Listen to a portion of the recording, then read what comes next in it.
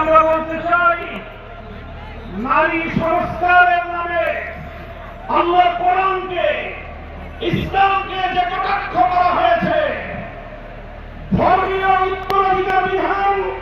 পারিবারিক বিধানকে নারী পুরুষের মধ্যে বৈষম্যের প্রধান কারণ বলে আখ্যায়িত করে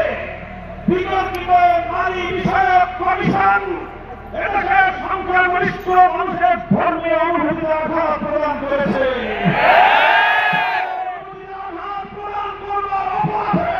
তাদের বিরুদ্ধে আমরা রাষ্ট্রের শাস্তিমূলক ব্যবস্থা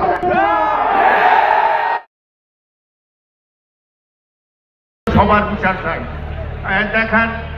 আমি আমার একটা জীবনের আমার ছেলের মাঝে ডালছি, আল্লাহর কাছে কাঁদছি যে আল্লাহ একটা ছেলে আলেম বানায় দেন, মারা গেলে দাফন করে খবরও রেখে দোয়া করবে যে আল্লাহ দিছিল।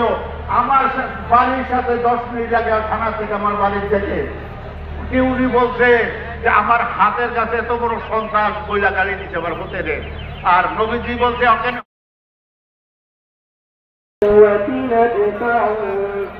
بسلاح الحق البتار فنحرر أرض الأحرار